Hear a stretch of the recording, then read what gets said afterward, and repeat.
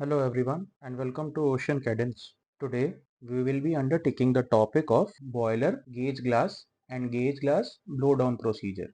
Traditionally, most of the steam boilers, the auxiliary boilers, the composite boilers and all the boilers use a manual method to keep an eye on the level of the boiler, that is the water level. By doing so, we ensure that a fail-safe method is always available for us to gauge the level inside the boiler and thus know the condition while under operation and also under standby conditions. By doing so, we not only ensure the proper functioning of the boiler but also the safety of the boiler as well as the safety of the engine room, since boiler is a high pressure vessel and is also a critical element for the running of the ship continuously. So, while all the new methodologies have been introduced for remote gauging of the level, the traditional methods for the mechanical or the local gauging still remain intact. The main method which is used for this process is the gauge glass, that is the readings on the gauge glass of the boiler. The gauge glass in its simplest form is nothing but a sight glass of a compact construction that is arranged on the boiler in such a way that it gives the relative reading of the boiler water level in the water drum and also identifies the level and the ratio of the steam to the water level that is present inside the boiler. Now let us see how it does so. In the first drawing, we have tried to simplify the understanding of how the water and the steam proportionality is maintained inside the gauge glass. So, as we can see that the gauge glass is attached to the boiler surface, that is the drum surface, through pipeline connections and mounted directly. That means there are no mechanical incisions on the surface of the drum that connect the gauge glass to the drum, but rather the pipe inlet on the both sides, that is the water side and the steam side, that connect the gauge glass to the boiler drum levels. So in order to isolate the gauge glass under certain conditions, we need to ensure that there are valves fitted on both the steam side as well as the water side inlet to the gauge glass. That is why in our assembly we have shown the steam cock and the water cock. Now keep in mind, this is because the topic is focusing on the gauge glass, so we are addressing only the gauge glass portion, and that is why we have shown only the steam cock and the water cock. In addition to this, for the safety during the isolation, overhaul and all other such procedures, there are two other manual valves, one on the water side and one on the steam side, which help in isolating the gauge glass, which are known as the main inlet valves for the water side and the steam side, that can be closed and opened accordingly whenever the gauge glass is in use or is being blown down or carried out some maintenance on it. So now before I explain the equilibrium condition, let us first try to identify the parts of the gauge glass. In a typical gauge glass construction, the gauge glass portion which we are specifically addressing is the center part. This glass material is most commonly a borosilicate glass or an aluminosilicate glass. Now, there are two types of designs that are traditionally present. One is a flat type design and one is a reflex glass design. Most of the boilers on board nowadays use a reflex type gauge glass design. What happens is that the tightening nuts which you can see are tightened on studs. Normally, a stud has to pass for the tightening on both sides, but in the reflex type gauge glass, it is not a simple straight stud but rather a U-clamp that is passed. This can be done because the reflex glass has a higher strength and higher flexibility when compared to flat type glass and is resistant to breaking under tightening conditions. So a U-clamp can be used. By tightening with the U-clamp, what we do is that by putting the nuts on the stud side of the U-clamp, we then go tightening it one by one, which we'll address later on. The second part of this gauge glass is the outer cover, inside which the gauge glass is mounted. This is the outer cover. Now, as we know that the cover material has to be stainless or forged steel.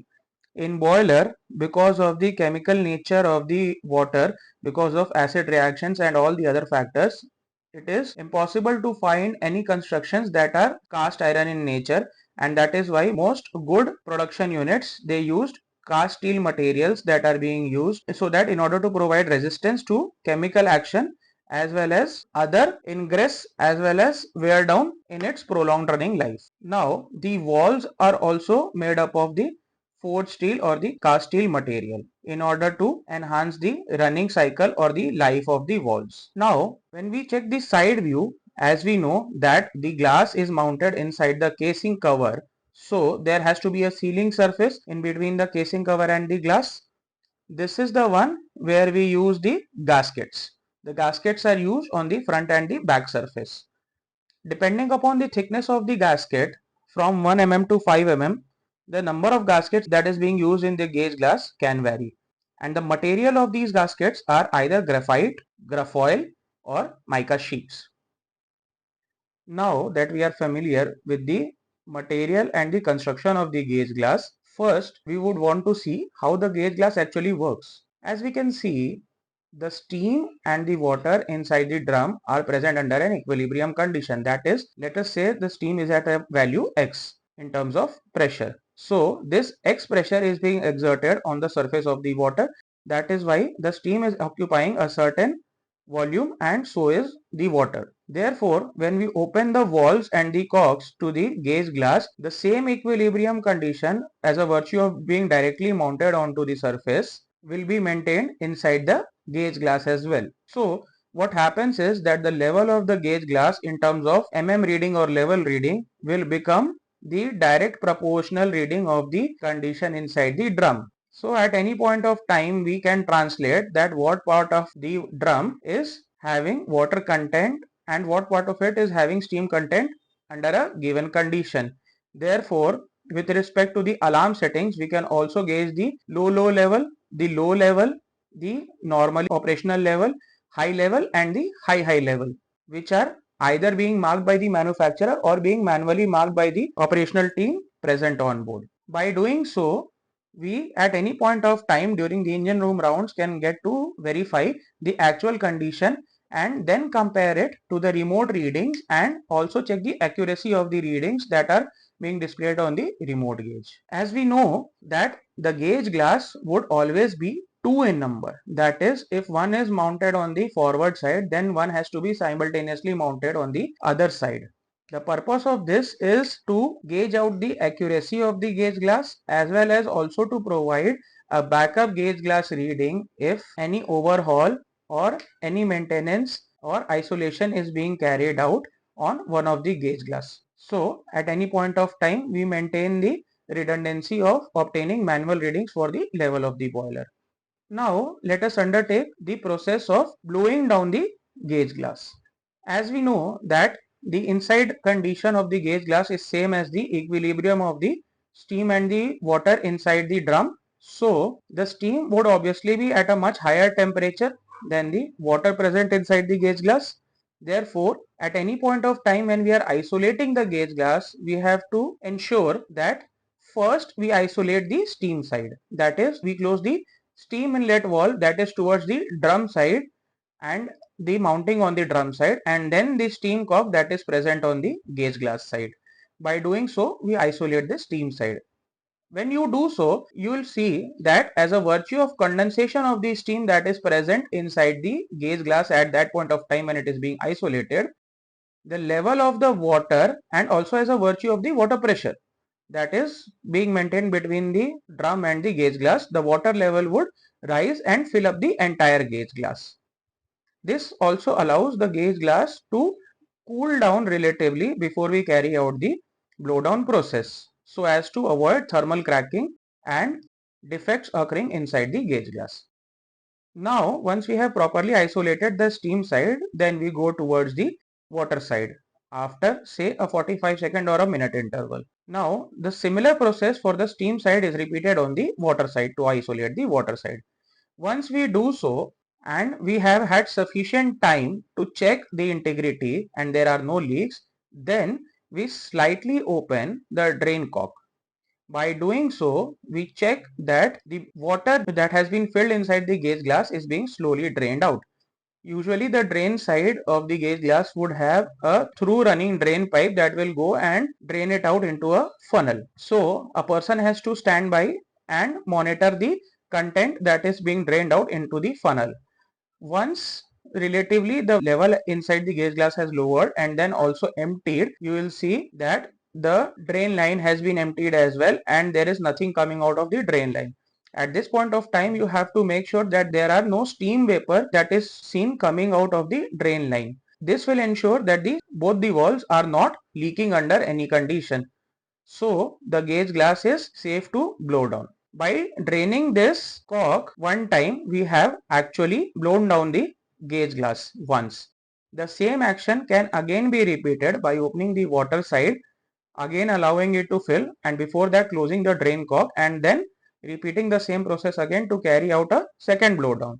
Once we have satisfactorily blown down the gauge glass, we can isolate the drain cork then, that is close the drain cork. After doing so, we have to start up in the reverse order to restore the normal condition of the working inside the gauge glass. So first, in order to avoid high temperature all of a sudden inside the gauge glass and simultaneously any thermal cracking that can occur, we have to open the water side. Once we allow the water side to open by opening the water cork and valve on the boiler drum surface, the water will again fill inside the gauge glass completely and you can visibly see the water level rising and filling it up completely. Thereafter, the steam side has to be opened in the same order and allow the steam to fill up the gauge glass up to the level at which the proportionality is maintained, which will automatically happen, and then that will give you the live accurate reading at that point of time in the boiler drum. In some cases, there is a vent that is being provided on the top of the gauge glass which can be slightly slackened before opening the steam side and allow the water to escape. But for doing so, there are conventional tools with that the purging tools are available, so the process is carried out safely. Either the vent will have an already attached valve on its side or have conventional tools that are provided to open this particular vent and then allow the water to escape very slightly and then close it back simultaneously, keeping in mind that this is high temperature and pressurized water that we are talking about.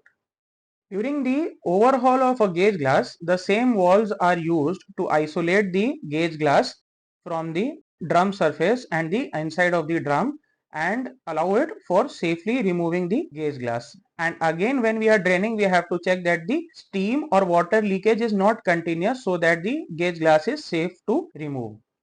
Once we have opened the top nut and the union and similarly for the bottom side, then we can safely withdraw the gauge glass outwards and bring it to the workshop. Inside the gauge glass, we have to clean the surface that is being used to seal between the glass and the outer casing cover. This surface would usually have rust as a virtue of the acidic nature of the water that sometimes fills the inside. So we have to clean it properly and remove the rust, and while doing so we have to make sure that no indentations are made on the surface, as this will make difficult for the gasket to seal the surface of the gauge glass and therefore a leak can occur at a later stage. Once everything is clean, we have to check the integrity of the glass itself, and if we have spare, then according to the manufacturers running our recommendation, we have to change the glass completely. Thereby we have to use new gaskets as well, and we usually avoid the use of sealants because the gasket in itself should be able to retain the pressure as well as the integrity of the sealing surface, because the sealant can leak off at a later stage or draw out at a later stage, and this will mean that the gauge glass, when you have boxed it back, will be running fine and then at a later stage it can leak. So usually that is avoided unless specifically recommended by the manufacturer and of specific nature that is suitable for the high temperature operations of the boiler and the gauge glass specifically. While tightening, we have to make sure to follow the manufacturer's recommendations, which can either be from top to bottom, 1, 2, 3, 4 in the order and going into the end part, or it can either be from the middle part to the outward side and going in the order of 1, 2, 3, 4 and simultaneously on all the sides. By doing so, we make sure that the tightening procedure is properly followed, and while tightening we also have to make sure that the tightening torques are being strictly followed so as to make sure that there is no over tightening and simultaneously no cracking of the gauge glass, that is the side glass inside the gauge glass, and to avoid any leaks or any mishappenings at the box up stage or thereafter. Again, during the commissioning of the gauge glass after the box back, we have to follow the same process as we do during the isolation and blowdown of the gauge glass. It has to be made sure by the engineer responsible of the boiler that sufficient number of gaskets, sufficient number of glasses as well as the other mountings of the gauge glass are present at all points of time in the spare list, as this is a critical spare item and no other material or replacement except for the one that is strongly suggested for this is to be used, keeping in mind the safety of the boiler, the operator as well as the vessel. I hope this video is able to clear out all the doubts that we usually have about the operation, blowdown and overhaul of a gauge glass on the boiler. If you still have any doubts or if any part is being missed, please feel free to drop into the comment section and let us know your thoughts, and we would be happy to answer the queries at the first opportunity available. I also request our viewers to kindly subscribe to the channel and like our videos, share it with your friends in need. Help us grow and help us stay motivated to keep making such engaging content even further. Thank you.